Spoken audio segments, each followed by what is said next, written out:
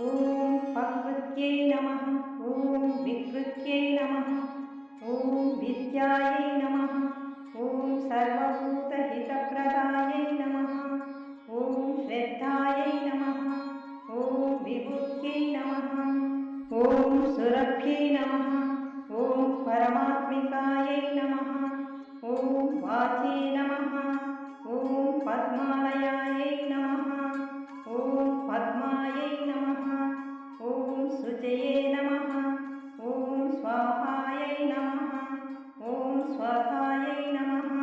ॐ सुधायै नमः। ॐ धन्यायै नमः। ॐ हिरण्मय्यै नमः। ॐ लक्ष्म्यै नमः। ॐ नित्यपुष्टायै नमः। ॐ विभावर्त्यै नमः। ॐ आदित्यै नमः। ॐ दित्यै नमः। ॐ दीप्तायै नमः। ॐ वसुदायै नमः। ॐ वसुदारिण्यै नमः।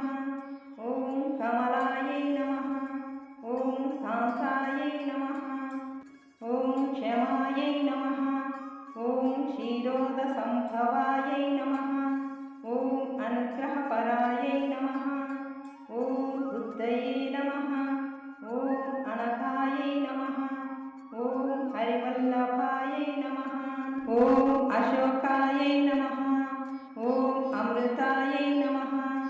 ॐ दीप्तायै नमः। ॐ लोकशोकविनाशिन्यै नमः। ॐ धर्मनिलयायै नमः। ॐ करुणायै नमः। ॐ लोकमात्रे नमः। ॐ पद्मप्रियायै नमः। ॐ पद्महस्तायै नमः। ॐ पद्माक्षै नमः। ॐ पद्मसुन्दर्यै नमः। ॐ पद्मोद्भवायै नमः। ॐ पद्ममुख्यै नमः। ॐ पद्मनाभप्रियायै नमः। ॐ रमायै नमः। ॐ पद्ममालाधरायै नमः। ॐ देव्यै नमः। ॐ पद्मिन्यै नमः। ॐ पुण्यगन्धायै नमः। ॐ सुप्रसन्नायै नमः। ॐ प्रसादाभिमुख्यै नमः। ॐ प्रभायै नमः। ॐ चन्द्रवदनायै नमः। ॐ चन्द्रायै नमः। ॐ चन्द्रसहोदर्यै नमः। ॐ चतुर्भुजायै नमः। ॐ चन्द्ररूपायै नमः। ॐ इन्दिरायै नमः। ॐ इन्दुशीतलायै नमः। ॐ आह्लादजनन्यै नमः। ॐ पुष्ट्यै नमः। ॐ शिवायै नमः। ॐ शिवकर्त्यै नमः। ॐ सत्यै नमः।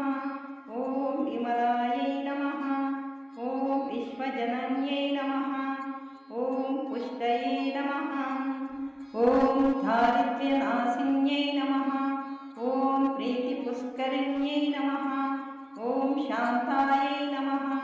ॐ शुक्लमाल्याम्बरायै नमः। ॐ श्रियै नमः। ॐ भास्कर्यै नमः। ॐ बिल्वनिलयायै नमः। ॐ वरारोहायै नमः। ॐ यशस्विन्यै नमः। ॐ वसुन्धरायै नमः। ॐ उदाराङ्गायै नमः। ॐ हरिण्यै नमः। ॐ हेममालिन्यै नमः। ॐ धनधान्यकर्त्यै नमः। ॐ सिद्धये नमः। ॐ शैलसौम्यायै नमः। ॐ शुभप्रदायै नमः। ॐ नृपवेश्मगतानन्तायै नमः। ॐ वरलक्ष्म्यै नमः। ॐ वसुप्रदायै नमः। ॐ शुभायै नमः। ॐ हिरण्यप्राकारायै नमः। ॐ समुद्रतनयायै नमः। ॐ जयायै नमः। ॐ मङ्गलदेव्यै नमः। ॐ विष्णुवक्षस्थल नमः। ॐ स्थितायै नमः। ॐ विष्णुपत्यै नमः। ॐ प्रसन्नाक्षै नमः। ॐ नारायणसमाश्रितायै नमः। ॐ दारिद्र्यध्वंसिन्यै नमः। ॐ देव्यै नमः। ॐ सर्वोपद्रववारिण्यै नमः। ॐ नवदुर्गायै ब्रह्मविष्णुशिवात्मिकायै नमः। ॐ त्रिकालज्ञानसम्पन्नायै नमः। ॐ भुवनेश्वर्यै नमः। इति श्रीलक्ष्म्यष्टोत्तरशतनामावलिः समाप्तम्।